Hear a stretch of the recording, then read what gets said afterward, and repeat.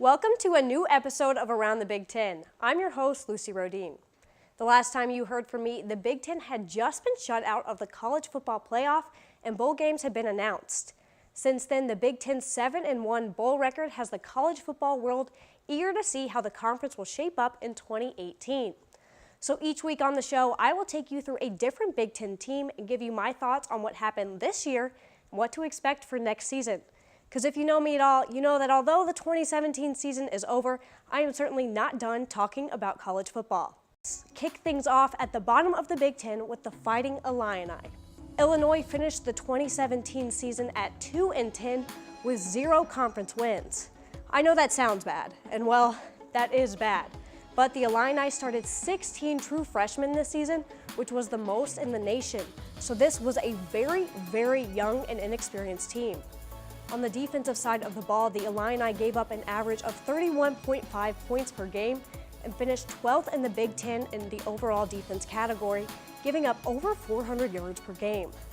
Things weren't that much better on the offensive side of the ball, where the Fighting Illini ranked 126 nationally, averaging only about 15 points per game. However, they are taking steps to improve their lackluster offense by bringing in a new tight end coach and a new offensive coordinator in Rod Smith out of Arizona. Under Smith, the Wildcats ranked 5th nationally in scoring and in the top 15 in total offense. But Smith won't have a lot to work with at the quarterback position in Champaign. Quarterbacks Chase Crouch and Jeff George Jr. announced via Twitter they would both be leaving the program.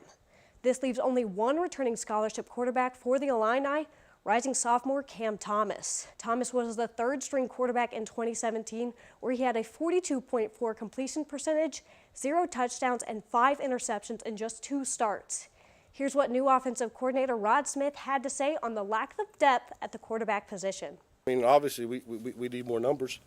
We need more numbers at the position. We would like to try to add some guys moving forward. Now, who would that be? You know, myself and Coach Smith will determine that as we go. But definitely, we need to upgrade that position.